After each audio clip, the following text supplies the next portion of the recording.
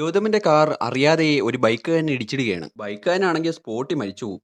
പേടിച്ചു പോയ ഗൗതം ആ ബോഡി എടുത്ത് കാറിന്റെ ഡിക്കിയിലിട്ട് ആളില്ലാത്തൊരു സ്ഥലത്ത് കൊണ്ടുപോയി കളയാൻ നോക്കുകയാണ്. പക്ഷേ പോണ വഴി അവനൊരു പോലീസിന്റെ ചെക്കിങ്ങിൽ പെടും. പോലീസ് കാർ ചെക്ക് ചെയ്ത് ഡിക്കി തുറക്കും എന്നാവുമ്പോൾ വേറെ വഴിയില്ലാതെ അവനൊരു പോലീസുകാരനെ തല്ലും. പക്ഷേ ഗൗതമിന് അറിയില്ലായിരുന്നു അവൻ തല്ലിയത് അവിടുത്തെ ഏറ്റവും ക്രൂരനും ഈഗോയിസ്റ്റിക്കുമായിട്ടുള്ള ഒരു പോലീസുകാരനെയായിരുന്നെന്ന്. അയാൾ ഉടനെ അവനെയും ആ കാറും കസ്റ്റഡിയിലെടുത്ത് പോലീസ് സ്റ്റേഷനിലേക്ക് കൊണ്ടുപോകും.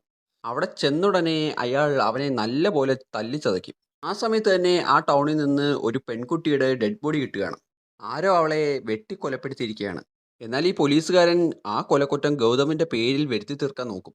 ഇതേ സമയം സ്റ്റേഷനിൽ കിടക്കുന്ന ഗൗതമിന്റെ കാറിൽ നിന്ന് ബ്ലഡ് പുറത്തേക്ക് വരാൻ തുടങ്ങുന്നു. പെൺകുട്ടിയുടെ മരണത്തെപ്പറ്റി അന്വേഷിച്ചു പോയ പോലീസുകാർക്ക് ബൈക്ക് ആക്സിഡന്റിനെ പറ്റിയുള്ള അറിവ് കിട്ടുകയാണ്. പോരാത്തതിന് ഗൗതമിന്റെ പേഴ്സും സംഭവ സ്ഥലത്ത് നിന്ന് കിട്ടുന്നു. ഗൗതം ഇതിൽ നിന്നും എങ്ങനെ സർവൈവ് ചെയ്യും എന്നുള്ളതാണ് ഈ മൂവിയുടെ ബാക്കി പ്ലോട്ട്. തട്ടം എൻ കയ്യിൽ എന്നാണ് ഈ മൂവിയുടെ പേര്.